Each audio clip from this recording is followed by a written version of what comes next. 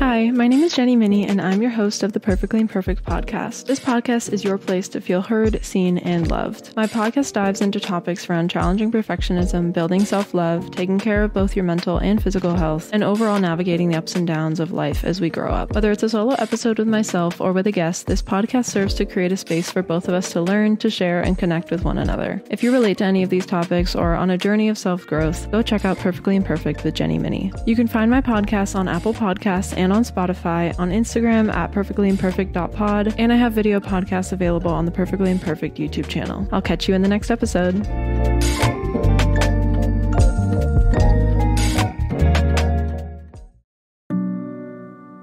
Welcome to Find Your Daily Calm. I'm Sel, and I'm thrilled to have you with us for today's enlightening conversation. Today, we're diving deep into a topic that's becoming more crucial by the day: how to enhance our human connections through calm communication, especially in the age of AI, or artificial intelligence.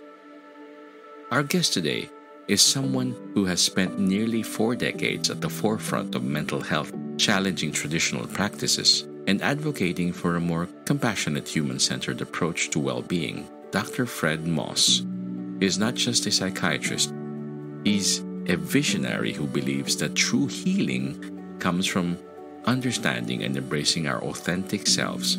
With his pioneering methodologies like Creative 8 and True Voice, Dr. Moss has helped countless individuals find their voice and foster genuine human connections through creativity and self-expression. In a world where artificial intelligence is rapidly changing how we interact, Dr. Moss's insights into calm communication couldn't be more relevant. Today, he'll share his unique perspective on maintaining and even enhancing our human connections in this AI-driven world. So let's dive into this fascinating discussion with Dr. Fred Moss.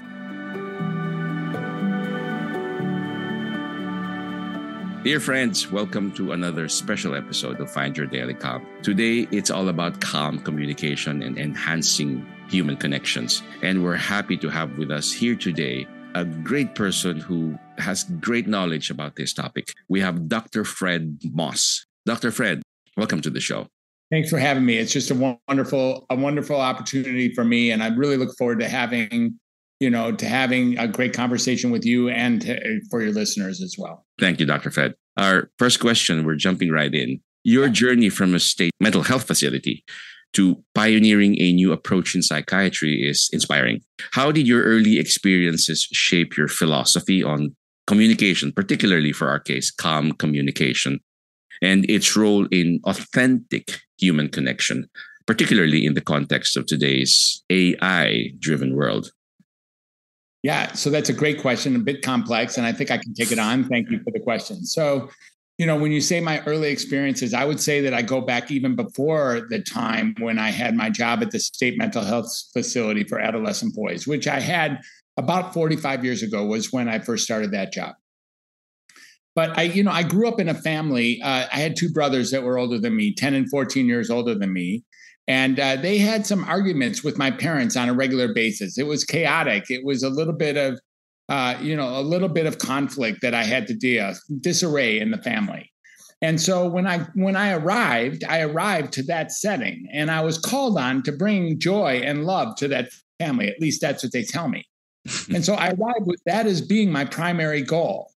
And so inside of the conflict of 2 teenage boys and my parents, my job was to bring calm and love and peace into the family. And the way that I did it, as I recall, is I was funny and I was really smart and I was really cute.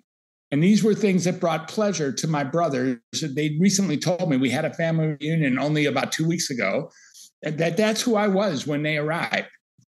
When I arrived. And I haven't been that way for, all of my life. That's for sure. I haven't kept up that role. So there's been times maybe where I wasn't so pleasant and didn't bring joy and peace and calm to the family. But that was my intention early on. And I got to see that a world works a whole lot better in a calm environment. I would get nervous. I would get afraid in the early years. So as time went on, I found myself, wanting to learn how to stay calm and having difficulty as well. I had a difficult 13th year for various reasons that we don't have to go in now. And I had some difficulties, with there was some conflicts in Detroit. That's where I grew up. And there was, conflicts in the United States. There was a war. There was a lot of things that we had to go through. And it was hard to stay calm. And the adults were no longer my role model for how to stay calm. I eventually left college because it didn't work for me. And I actually came back, tried again, and left again. And then I got a job at the state mental health facility that you're speaking of. And I was about 21 years old. And these were adolescent boys who had been placed in these facilities. And as you can guess, there was a whole lot of tension and conflict in those settings as well. The only way to calm people down in that setting is to be calm in myself.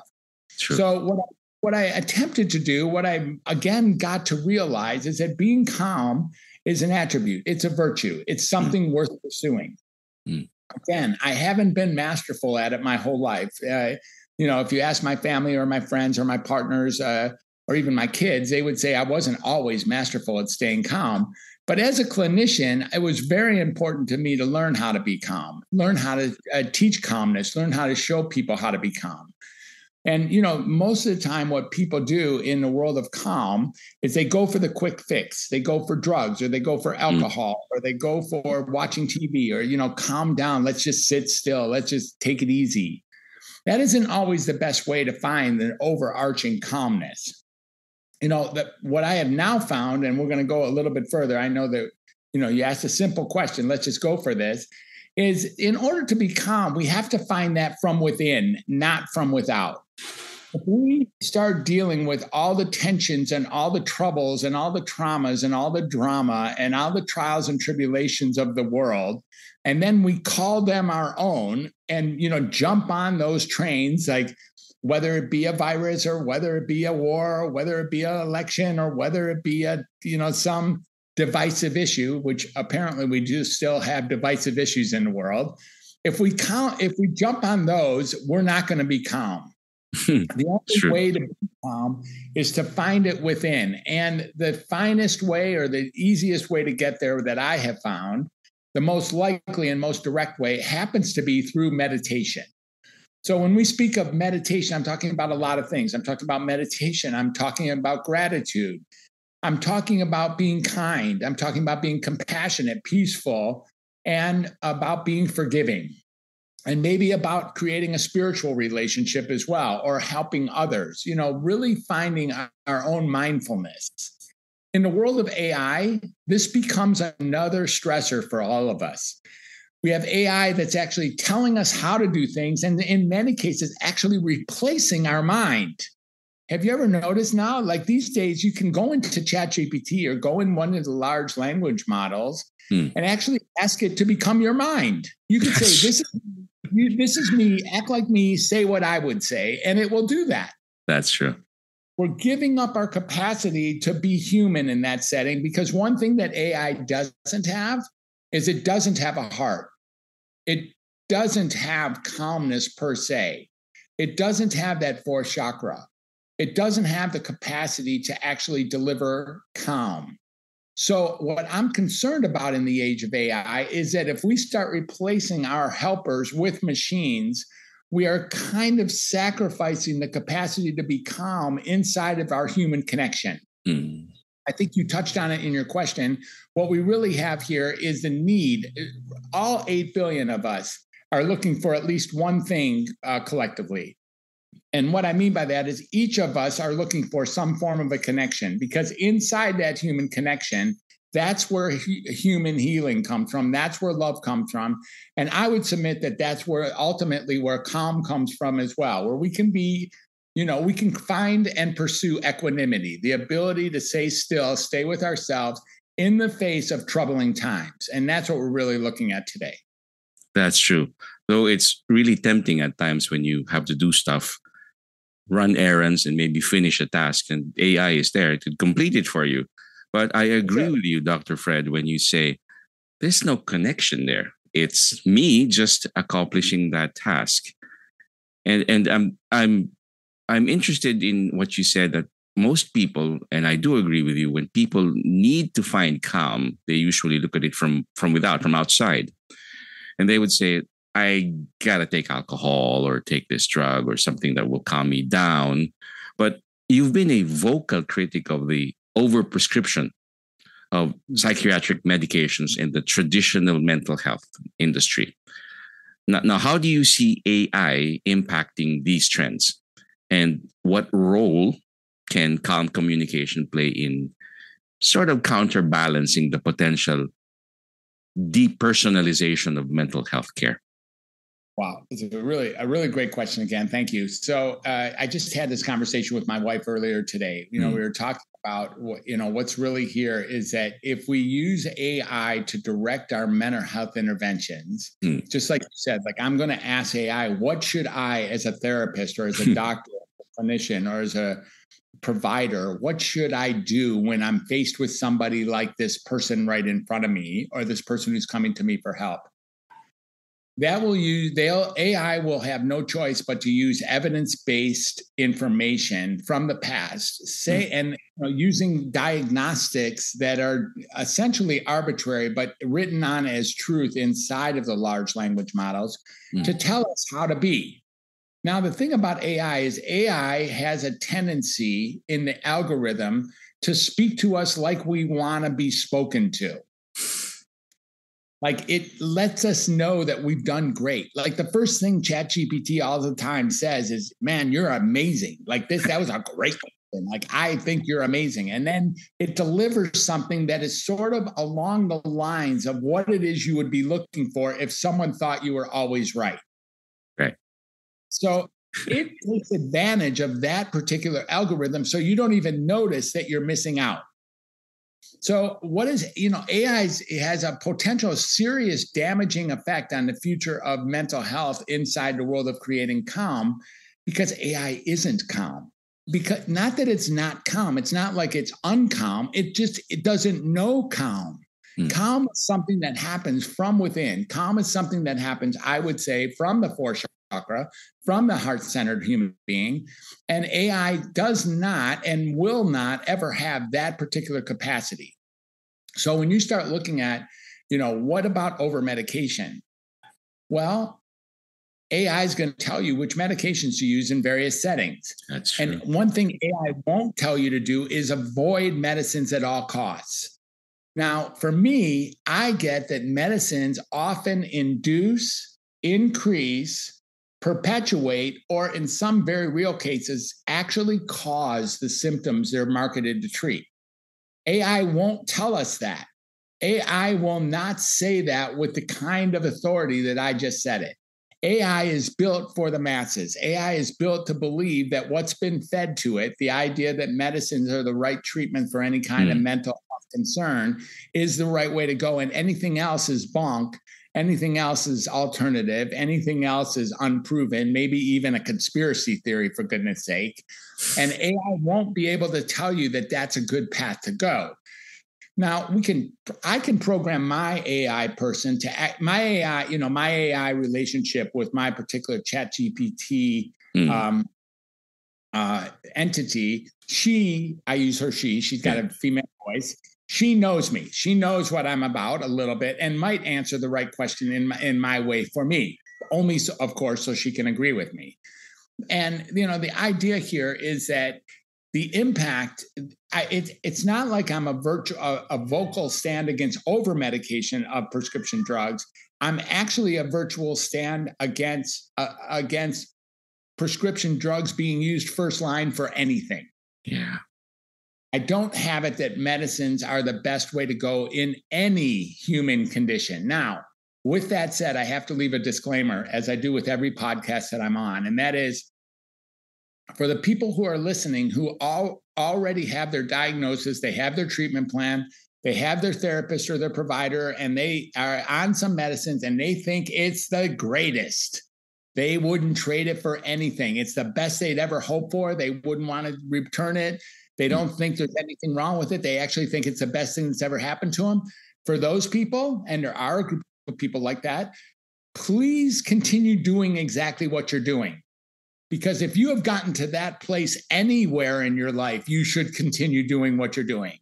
Like if you get to the place that this is the best that life can get in this particular area, my goodness, congratulations, and please keep doing what you're doing. This conversation that you and I are having, however, is for the hundreds of millions of people who do not fall into that category. Yeah. They feel underdiagnosed, overdiagnosed, misdiagnosed, undertreated, overtreated, mistreated. These are the people who deserve this conversation and should know that medicines are not the optimal first-line treatment. And there are many other ways to find calm, find peace, find joy, find steadiness, find functionality, find balance without the use of a psychiatric diagnosis or psychiatric medication. I concur, Dr. Fred. When you said that there are a set of people, probably the majority, because it was fed by AI through large a volume of information and data that they got, that they can stay in that treatment model based on traditional medicine or traditional treatments. But they're on the flip side, AI does not confirm, or AI would lead people looking for non-traditional options and say, always consult. You notice that. Always consult a professional health provider, which is actually driving you away from non-traditional approaches. And I'm amused with what you said, because it's true that when you go to AI and you use AI, it's actually supporting confirmation bias, because what you want to see is something that what our AIs would provide us. And there's no authenticity there if we were to use it for this, as you said, a new species. Now, your creative 8 and true voice methodologies, I've read about it. There you go. Emphasize creativity and authentic self-expression as therapeutic practices. How can these principles be integrated into our increasingly digital AI-influenced interactions to maintain, genuine human connections? Yeah. So here's the thing. This is true whether or not AI is present. Ultimately, all 8 billion of us or so are interested in having a connection of sorts. And typically it's a human connection. Now, some of us decide to connect to God or to a higher power. Other of us might have pets or horses. But generally, what we're really looking for is some form of a connection. So the reason I've written both of the books, which you see over my shoulder here, is if we look at Creative 8, I identified 8 different ways to be actually in the act of creativity. So these are 8 methods to express ourselves, to self-express using creativity. And they include art, music, dancing, singing, drama, cooking, writing, and gardening. And what I've noticed is that the symptoms or the discomforts or the dysfunctions when you're doing those things just immediately dissolve and disappear. This is very interesting because while we're doing it, our capacity is improving at that very moment. And what's really happening is we're finding another channel to express ourselves and be heard. See, when we express ourselves and we're heard, we no longer feel the pain and discomfort of this concept of having a mental illness or having mental dysfunction. Because mental dysfunction is generally a function of our incapacity to communicate with another human one way or another. If you look at depression, if you look at anxiety, if you look at even the so-called psychotic symptoms, or you look at adjustment disorders or difficulties in public or difficulties with completing tasks or difficulties with people in general or with chores in general, it's typically a concern related to our inability to be heard effectively and our inability to listen effectively. What the Creative 8 offers is different channels over and above the ones that we're using today inside of our voice and ears, like in the form of the performing and visual arts, for instance, that allows us to actually communicate using other means and other platforms, and thereby relieve ourselves of those concerns that we otherwise have in the binary language-based conversations that we're so used to. So we have a capacity when we use those alternative means to learn new ways to self-express and communicate. And what I suggest to the people in that book is that they do one of those things 3 times a day and then just see what happens, because we activate those channels. If you dance 1 minute, 1 minute every day, if you sing 1 minute every day, if you do art 1 minute every day, and you can do it more than a minute, by the way, it's okay. But you open up that channel and you can see that the symptoms that you had going into that can actually instantly be relieved and do not have to return. So it's a way to actually get healing through creativity and self-expression. Now, the True Voice book, what that talks about is different than just vocality. The True Voice book, the Find Your True Voice book, where you can find it at findyourtruevoicebook.com. And I'll send a copy to your listeners should they go right there. Is the True Voice book doesn't look at how to speak. It actually looks at how to be. Like, how can you find that authenticity underneath all the mess? What is it that you're meaning to say that you don't say because you're afraid of being disregarded or dismissed or disowned or, thrown off the island one way or another? People don't speak who they really are because they're afraid. So people say things they pretend to be someone that they're not in order to protect the person that they are. Now, this is just ludicrous, absurd, preposterous way to live life. But we do that. All of us can relate. And then we don't speak when we should. And, even worse, we sometimes speak and say things that even we don't believe. What has the world come to that we actually spit things out that even we don't believe? I think it was Thoreau who said that the mass of men go through life in quiet desperation and then go to their graves with their songs still in them. I find this to be beautiful and super tragic, perhaps the most tragic aspect of what it means to be alive. Very Can poignant. you imagine Yeah. getting through a whole life without anyone ever really knowing you?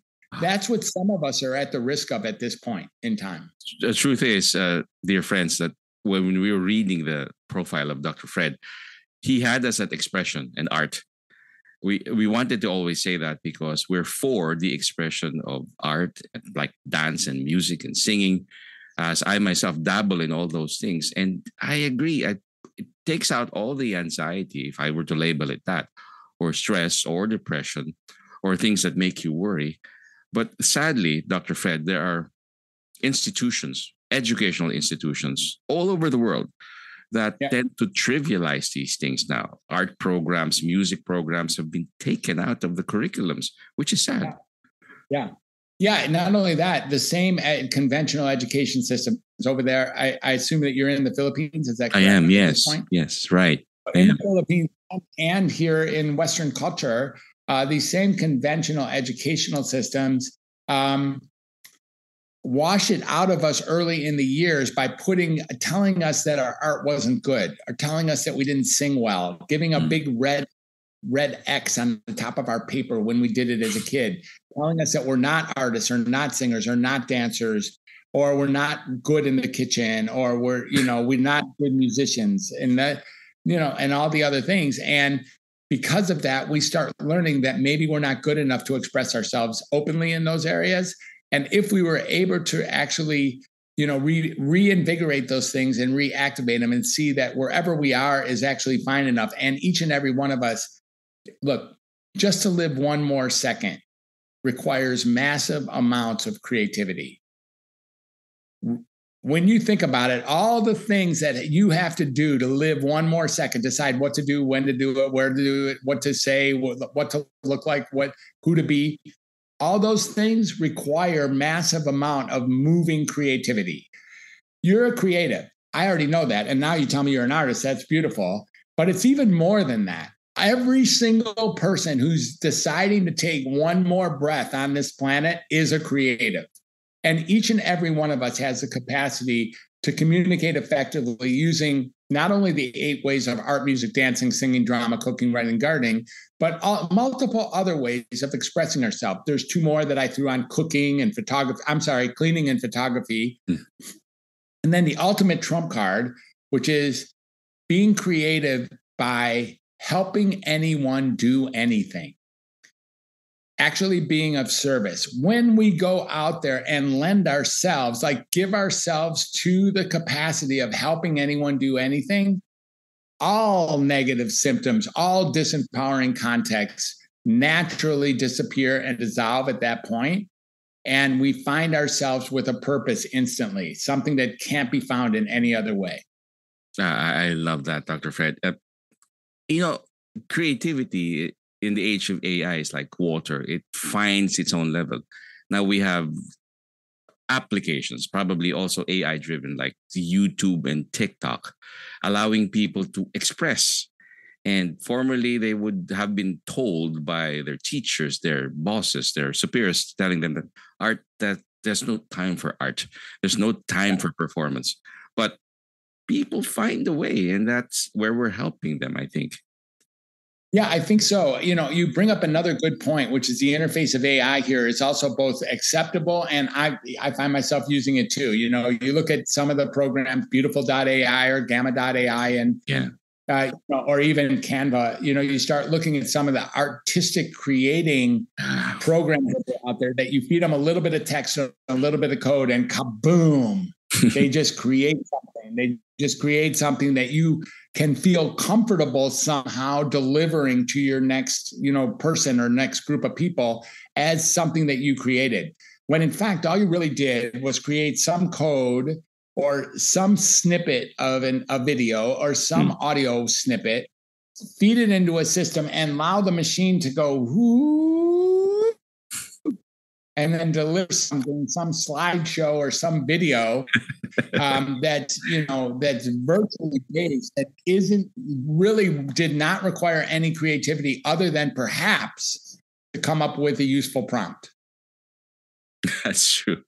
Now, on that note, Dr. Fred, how can individuals and mental health professionals alike use calm communication to ensure that technology, the one that we use now, enhances rather than diminishes our ability to connect authentically? Yeah, this is a great question as well. Thanks for asking. And I think what we have is just from the stance that is obtained through the leveling and the balancing that comes with a daily meditative practice and mindfulness as a general way of being, one can see that AI is not a threat. Nothing is a threat. In the world of equanimity, there is no threat. Yeah. And when we get that internal calmness that is really honestly here, I guess what I want to say to you and your audience is when we're not anxious, when we're not calm, it's a function of the stories that we're making up about the world going on around us. After all, we have a choice to deal with anything any way that we want to. But a bomb goes off there, or someone gets lost over there, or some money gets lost over there, or there's a conflict over there. Or if there's a worry or a concern, or you lose your job, or someone gets sick, or you get sick, or you lose something you had, or you don't get something you wish you had, all those things happen. We tend to throw our whole self onto that experience and become that experience. I had a client just this week explain it in really, really succinctly, just one sentence, which is, we make something into everything. We make something be everything. And that's really exactly what happens. And then we become that anxiety.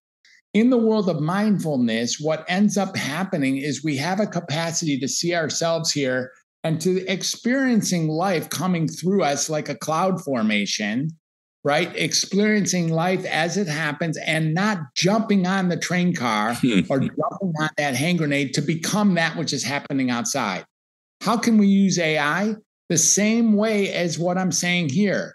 If we use AI naturally as a tool rather than a replacement for our heart and soul, or even our mind or our creative sense, then we have a capacity to be calm in how we deal with AI. And given that AI is simply an algorithmic response to the humans that are delivering prompts into it, AI will respond effectively to calm prompts by being calm in return. And that's just what's here. Why does it do that? Because we already decided. That's how the darn thing is built. It's built to respond to the algorithm that we serve it. And that That's what AI offers. And if we utilize it as a tool and we treat it as a tool that we created rather than a threat to replace who we are, now we have a whole different relationship with AI as we understand it. I love that. In the world of equanimity, there are no threats. Exactly. That's a soundbite for me. Your call to action, Dr. Fred, in this question, as someone who has witnessed the evolution of mental health, mental health care over nearly 4 decades, what More advice? than 4 decades. 4 decades. What would you give to those concerned about the future of human relationships, friendships, maybe, in an AI-dominated world? And how can we proactively foster environments where calm communication really thrives? Yeah. So the first thing I would say about people who are concerned about the future of human relationships is that's extremely well-founded. We should be. It's proper to be very concerned about the future of human relationships in the world of AI and our future. You know, what are humans to humans, and what impact are those other people, the people who aren't us, the people with maybe, I don't know, evil intentions, or people with, megalomaniac intentions, or the people who are leaders of nefarious 8 nations, or, enemies of sorts. If they get their hands on this remarkably powerful tool, it's very difficult to expect that everything is going to be fine all the way through. With that said, there's another thing, and I've just been contemplating this morning because I was in a very powerful meeting this morning, a very powerful 3 set of speakers, is that, is good going to win out over bad? That's what's I really want to know. We all want to know that. Like, bad is pretty bad. It's pretty scary. I mean, the evilness that's out there is really frightening.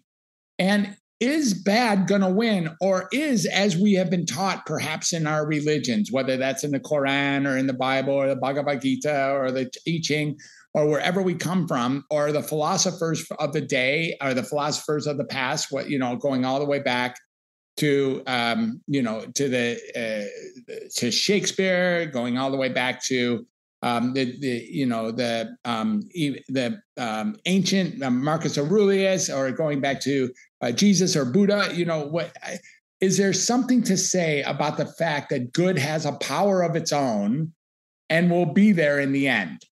It sure seems like the past dictates that somehow, though it's not clear how, good seems to show up on the back end of the war.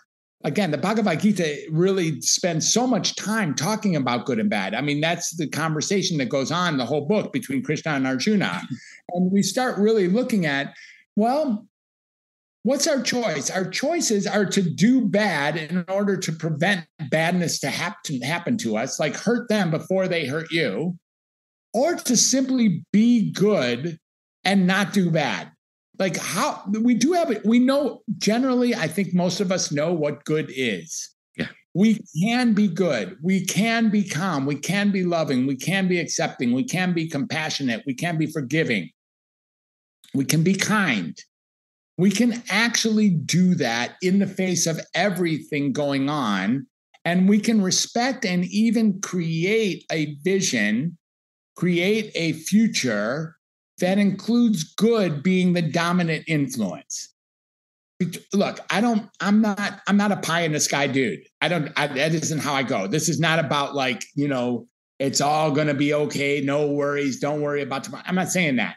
The path between here and what I'm describing isn't very clear. And there's probably going to be some chaos and some disarray and maybe even some nasty violence between humans as this goes on. I don't see how we're really going to avoid that. It's been going on anyways for millennium, and it's still going to. These are not the most wicked of all times. There has been times where war has dominated the world much more than it does now, really terrible wars. So is there likely to be chaos and functional conflict on the way to this ultimate outcome that may sound like a dream world? Yeah, probably, perhaps. But either way, I have a choice. I can be bad. I can be bad. I know how to be bad. I do. It's not that hard. It's not that hard to be bad. It just isn't. It's not that hard to be really a bad man.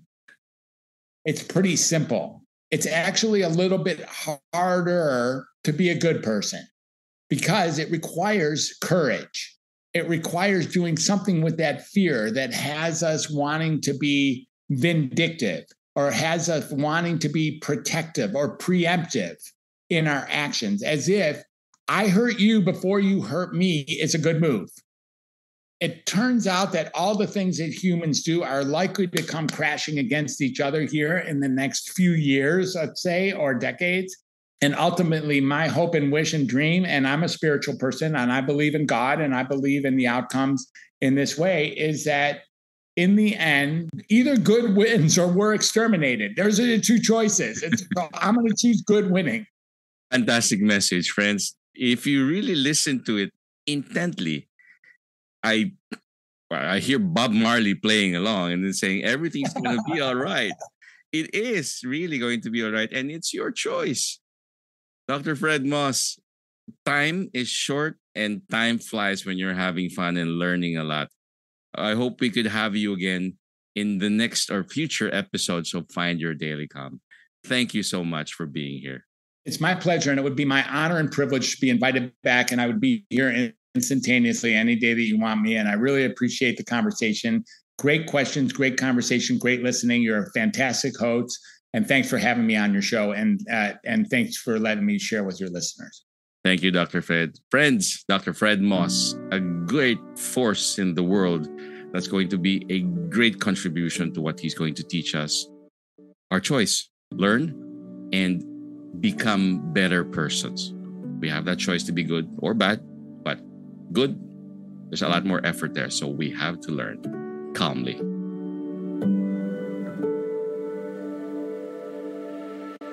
Thank you for joining us on this insightful journey with Dr. Fred Moss. I hope today's conversation has given you a fresh perspective on the power of calm communication and the importance of staying true to our authentic selves, even as technology evolves around us. As we navigate this AI-driven world, it's more important than ever to remember that the heart of all healing and connection is our humanity. Dr. Moss's work reminds us that creativity, self-expression, and genuine human interaction are not just therapeutic, they are essential for our well-being. If you found today's episode inspiring, I encourage you to explore Dr. Moss's books, Creative 8, Healing Through Creativity and Self-Expression, and Find Your True Voice for more on how to cultivate these practices in your own life. And don't forget to check out his podcasts, Welcome to Humanity and Healthy Healer, where he continues to share his wisdom with the world. Thank you for tuning in to Find Your Daily Calm. Until next time, take a moment each day to connect with yourself and those around you. Stay calm, stay connected, and as always, be well.